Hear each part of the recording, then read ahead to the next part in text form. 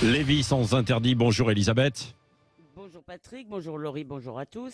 Elisabeth Lévy, vous voulez revenir sur ces violences à Nantes parce qu'il y a eu le viol d'une jeune femme samedi dont les coupables présumés sont deux réfugiés soudanais et vous voulez revenir d'une façon générale sur cette insécurité à Nantes alors qu'on a appris encore hier qu'il y avait eu un jeune qui avait été touché en pleine rue. Une attaque au couteau. Oui, voilà. Absolument. Alors oui, récemment, vous savez, il y a eu un classement mondial qui faisait de Nantes la 47e ville la plus dangereuse du monde juste avant Bogota. Alors ce classement a été contesté, il est certainement contestable, mais en attendant, entre l'extrême gauche qui pourrit les manifs, les migrants en déshérence, les racailles et les dealers, les Nantais ne reconnaissent plus leur ville autrefois paisible et bourgeoise. Alors le viol de samedi soir a eu lieu en plein centre-ville et dans un reportage diffusé sur TF1 lundi soir, on interroge Victoire qui vit aussi dans un autre quartier du centre qui est gangréné par le deal. Elle n'ose plus sortir de chez elle après 17 ans à Nantes. Elle va vendre son appartement et quitter la ville. Et pendant qu'elle est filmée à sa fenêtre, les dealers la repèrent et l'insultent depuis la rue. Écoutez.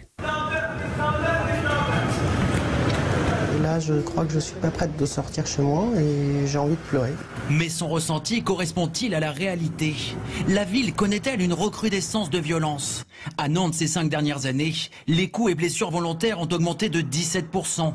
C'est bien en dessous de la moyenne nationale, 30%. Ouais. Bon, qu'est-ce qui vous frappe dans ce reportage, Elisabeth, Alors d'abord la détresse de cette dame qui choisit la valise par peur non pas du cercueil peut-être, mais au moins de l'agression, mais aussi le commentaire qui est emblématique du discours politique et médiatique. Éric Dupond-Moretti parlait avant-hier du traitement fait diversier, c'était assez méprisant, de l'insécurité. Eh bien dans le reportage, on vient d'entendre des racailles insulter Victoire et le journaliste se demande si son ressenti correspond à la réalité. Et pour justifier son scepticisme, il explique qu'à Nantes, les violences n'ont augmenté que de 17%, alors que c'est 30% au niveau national. Eh bien, ça consolera certainement la femme violée, les commerçants terrorisés et les jeunes filles claquemurées le soir.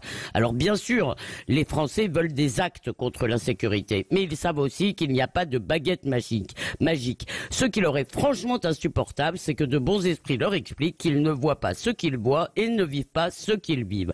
Et ils ressentent ce déni comme du mépris de classe, et ils ont raison. D'ailleurs, on attend toujours un mot de la maire de Nantes, Johanna Rolland, mais sans doute est-elle occupée à verbaliser les éclairages excessifs et le non-port du col roulé. Merci Elisabeth Lévy. Vous revenez tout à l'heure à 9h-20 en débat avec Françoise Degois. J'ajoute à propos de Nantes qu'il y a un appel à manifester samedi après-midi dans les rues de Nantes d'un collectif qui veut que cette insécurité cesse.